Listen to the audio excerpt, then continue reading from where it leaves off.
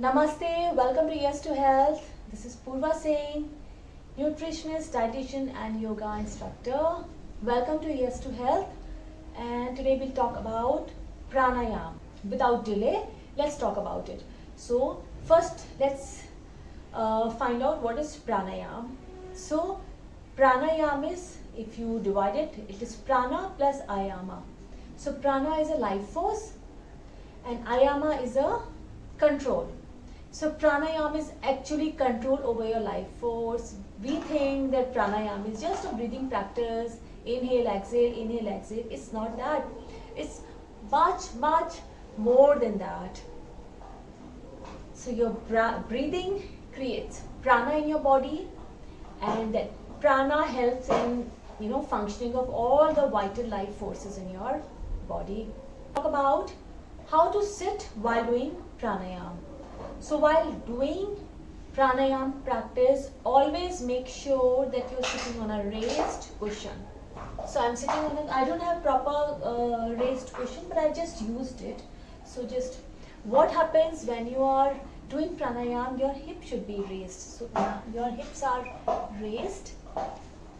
Now your hips are raised. Secondly, make sure your thighs are parallel to floor. This is very important. Your thighs should not be, when you are sitting without cushion, what will happen? Your pelvis area and your thighs will, cramp each other. And when you are sitting in cushion, when you're sitting on a cushion, your hips are raised, your spine is straight, and your thighs are parallel to floor. If your thighs are tilting downward, so you don't want to release prana or energy down, flowing through your thighs. So it should always be parallel to floor.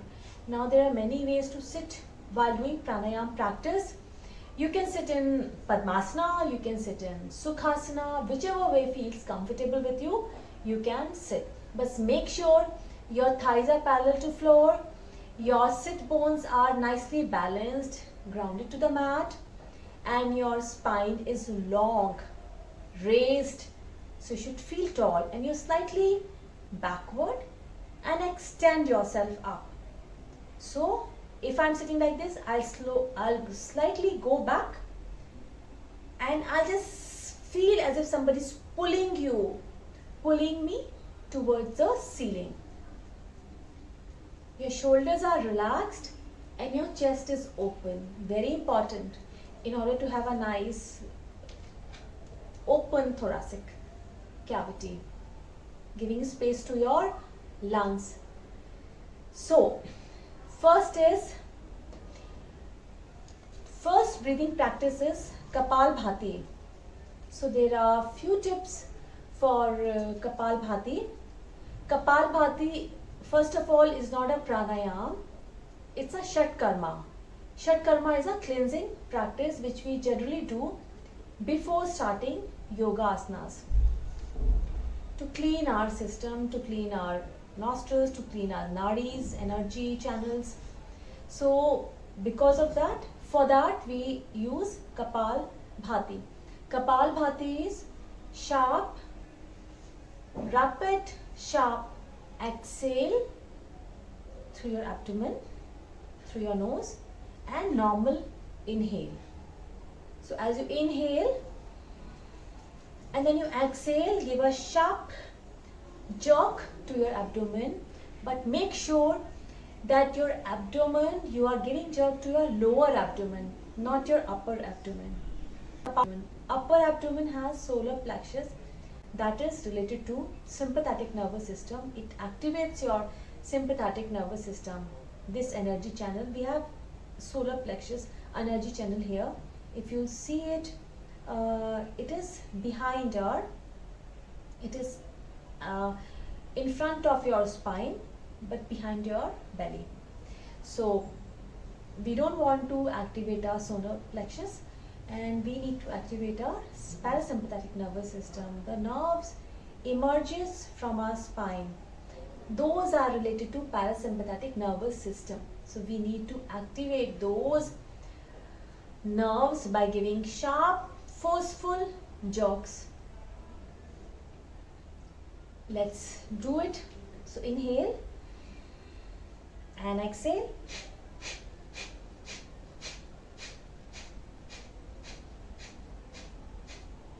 Now the jogs, whatever you are giving, should be very sharp and very fast. It should not be like this. That is of no use. That will create tension and the stress in your body. And it is always good to make a chin lock, Jalandhar Bandh, to have, so that we don't create any imbalance and any stress in our brain, because brain nerves are very delicate, so we do not want to create any problem there. So it is always good to do chin lock and then start Kapalbhati. Kapalbhati can be done initially. You can start with 30 counts, 3 rounds, rest in between, and later on you can increase it to 50, 60, even 100 counts.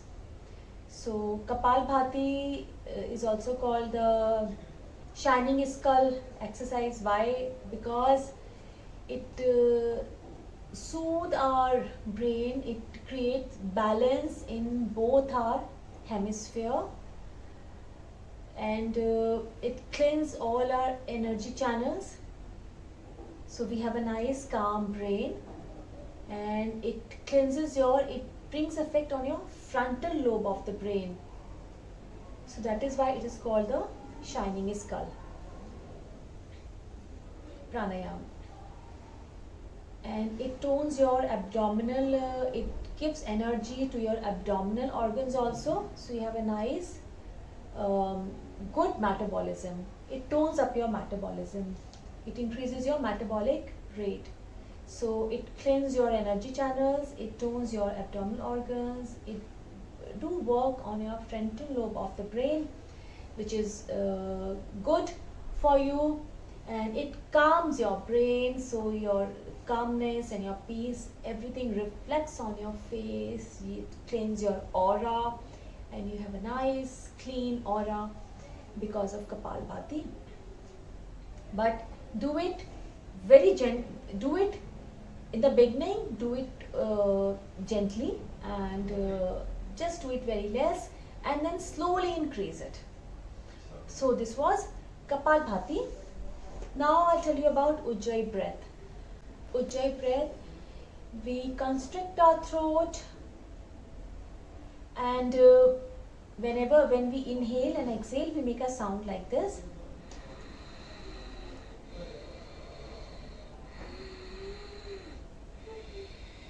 I'm exaggerating so that you can hear me, otherwise just a hissing sound from your mouth and from your throat. So that is Ujjayi breath. It is heating, at the same time it is cooling. That is why we use Ujjayi breath for all the yoga practice. So it cools your body, at the same time it warms your body at the same time. So it is good for your and you can take deep breath when you do Ujjayi breath. Ujjayi breath you can take deep inside. You will feel the difference when you use Ujjayi breath and when you use the normal breath.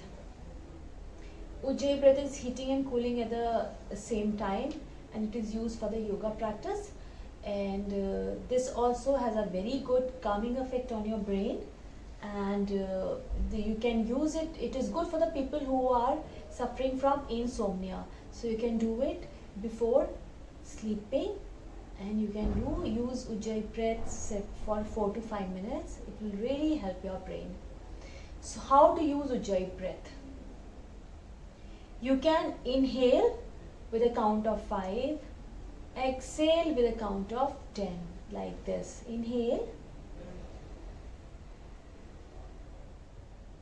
exhale,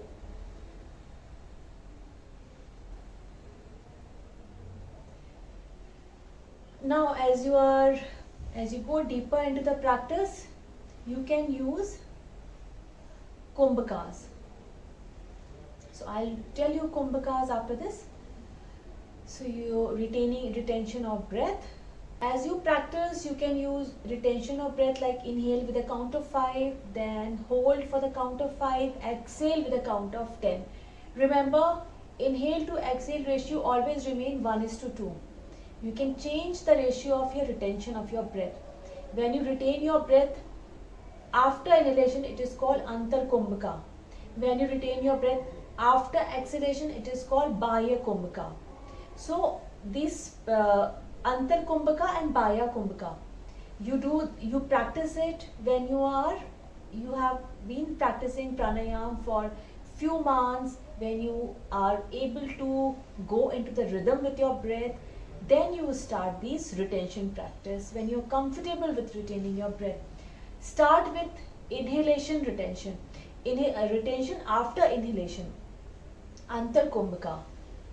When you are comfortable with that, then you go with the bahya kumbhaka, retention after your exhalation. So this was Ujjayi breath. Then comes the Nadi Shodhana. Nadi Shodhana, as the name suggests, it is a practice of cleansing your energy channels. We have so many energy channels in our body. 3 of them are very important for you to remember is Ida, Pingla and your Sushmana. So the energy channel that is connected with our left nostril, that is Ida. Energy channel that is connected with our right nostril, that is Pingla. And between those two is a Sushmana. Now when we breathe through our left nostril, that energy channel connected with the left nostril help in calming our system, related to parasympathetic nervous system. Energy channel that is connected to our right nostril, that is very activating. It is like activating. It is related to sympathetic nervous system. So both are opposite to each other, and during whole day, after every 2 to 3 hours, we are alternating breathing from our nostril. Like for 2 hours we are breathing, the dominant nostril is left nostril is dominant. After 2 hours, right nostril is dominant. You will observe it if you close one nostril and observe which nostril is dominant. Accordingly, we work in yoga. We work according to the we check which nostril is dominant, and accordingly we work. If your right nostril is dominant, that is your sympathetic nervous system is active that time. That means you can do a lot of workout, you can do outdoor activities. And when your left nostril is active, that means it's time for meditation, breathing practice, calming down. Now both Ida and Pingla, right and left nostrils are activated equally. Both are balanced. That means you are in a meditative state. When both energy channels are activated, they merge into Sushmana. So this, I'll not go deep into it. So only remember right and left nostril and how they function. So Nadi Shodhana is creating balance in our nostrils. So we try to create balance between the right and left nostril, do the Nadi Shodhana practice. And when the right and left nostril are in balance, your whole system comes into balance. So how we do it? We generally start with the left nostril. So left palm on your left knee and in chin mudra, and right thumb on your right nostril, right ring finger on your left nostril. Now first we exhale out completely from the left nostril. And sometimes what we do, we inhale. First we exhale out from the left nostril, then we inhale from the left nostril and exhale from the right nostril. Inhale from the left nostril, exhale from the right nostril. This we do it 10 times.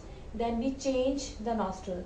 Inhale through the right nostril and exhale through the left nostril.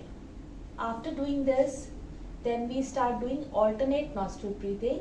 So alternate nostril breathing we do in the ratio of 1:1 initially. That means count of 4 or 5 inhale, count of 4 or 5 exhale.